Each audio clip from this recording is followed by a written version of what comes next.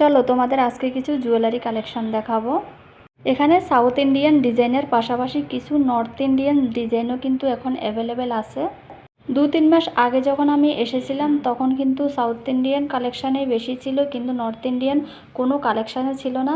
এই দেখো তোমরা, এগুলো হচ্ছে সাউথ ইন্ডিয়ান কালেকশান। ডিজাইনগুলো কিন্তু হেভি সুন্দর। সাউথ ইন্ডিয়ান কালেকশানগুলো তোমরা দেখে নাও, খুব সুন্দর সুন্দর ডিজাইন। এগুলো এখানে কিন্তু সবাই পরে, এগুলো সবগুলো কিন্তু গোল্ডের।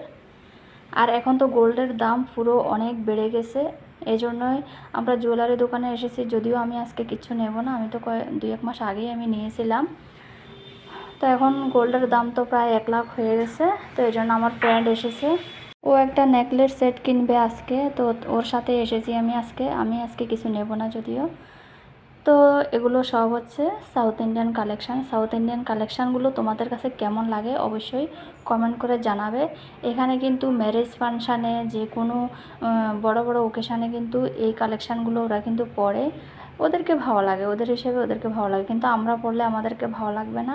খুব সুন্দর কালেকশানগুলো। তো এগুলো হচ্ছে ব্রেসলেটগুলো মোটামুটি খুবই সুন্দর। তো এগুলো জাস্ট তোমাদেরকে দেখাচ্ছি কীরকম।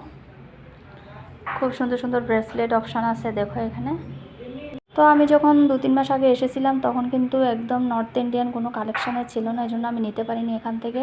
তো আমি যখন বাড়ি গিয়েছিলাম তখন আমি আমার নেকলেসটা বানিয়েছিলাম, তোমাদেরকে আমি ভিডিওতে শো করেছিলাম, কিন্তু তোমরা অনেকে হয়তো দেখোনি। তো যারা দেখোনি তারা গিয়ে আমার রিলস ভিডিওতে দেখতে পারো। দীপাবলির সময় আমি একটা সেট কিনেছিলাম, তো আমারটা প্রায় তখন 1.5 লাখ টাকা গিয়েছিল, কিন্তু এখন যদি আমি ওটা কিনতে যেতাম তাহলে কিন্তু প্রায় 2 লাখ 20 সেরকম হয়ে যেত কিন্তু। তো প্রায় 50,000 টাকার মতো আমার সেভ হয়েছে, মানে এখনকার বাজার অনুযায়ী আর কি বলছিলাম। তো এখানে দেখো, এখানে যতগুলো ডিজাইন আছে, যতগুলো কালেকশান আছে, সবগুলোই কিন্তু 10 গ্রাম ওয়েটের। তো 10 গ্রাম ওয়েটেরই কিনবে বলে এসেছে। তো এখানে দেখো, আমি একটা নেকলেস আমি গলার মধ্যে পরে দেখছি কেমন লাগছে। খুব ভালো লেগেছে কিন্তু। তো আমার কাছে কিন্তু এত টাকা অ্যাভেলেবেল নেই, এই জন্য আমি নিতে পারিনি। খুব সুন্দর কিন্তু কালেকশানটা। তো ওটা নেয়নি, ও একটা ব্রাইডাল জুয়েলারি নিয়েছিল আর একটা ওয়েস্টার্ন জুয়েলারি নিয়েছে ও। ওয়েস্টার্ন জুয়েলারিটা তোমাদেরকে দেখাচ্ছি, ব্রাইডালটা আমি দেখাতে ভুলে গেছিলাম যদিও। আমি যেটা গলায় দিয়েছিলাম এটার মতোই ছিল, আর একটু হেভি ছিল ব্রাইডালটা। তো আমি এই আংটিটা নেব ভেবেছিলাম। এই আংটিটা মাত্র 2 গ্রামের, এটার দাম এসেছে 25,000। 2 গ্রাম থেকে একটু বেশি আছে, 25,000 টাকার মতো এসেছে।